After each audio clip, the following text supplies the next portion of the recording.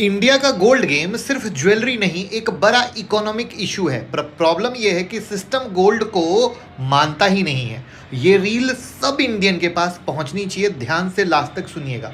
India के लोगों के पास लगभग 35,000 टन के आसपास गोल्ड है।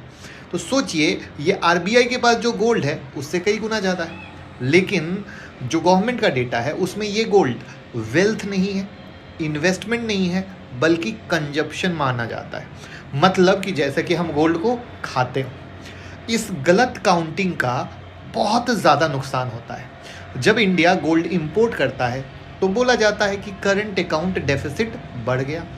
लेकिन जब इंडिया में गोल्ड की प्राइस बढ़ती है तो देश और लोग अमीर होते हैं। तब कोई मानता ही नहीं है कि पैसे की कीमत बढ़ी है या वेल्थ बढ़ी है। लॉस दिखता है, प्रॉफिट नहीं दिखता है। डेवलप्ड कंट्री क्या करती है? गोल्ड को एसेट मानती है। उनके नेशनल वेल्थ डेटा में गोल्ड शामिल होता है। पर इंडिया में लोग गोल्ड रख के भी पुअर स्टेटिक्स में आ जाते हैं। इसलिए इंडिया की रियल स्ट्रेंथ नंबर में कभी नहीं दिख पाती। तो यहाँ पर जो आर्टिकल्स पब्लिश होते हैं उसमें ये कहा गया है कि इंडिया को न्यू गोल्ड स्टैंडर्ड चाहिए, मतलब गोल्ड को एसेट माना चाहिए।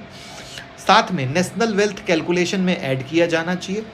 इन्फ्लेशन और डेफिसिट का एनालिसिस सही होना चाहिए, तभी तो हो पाएगा ना सही। और इंडिया की रियल इकोनॉमिक पावर दुनिया को दिखनी चाहिए।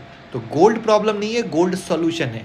इंडिया गरीब नहीं है, इंडिया पुअरली मेजर है। तो क्या लगता है आपको ये नया स्टैंडर्ड आना चाहिए? कमेंट में बताइए। लोगों के साथ शेयर करके मुझे ऐसे ही ऑथेंटिक न्यूज़ के लिए फॉलो कर लीजिए।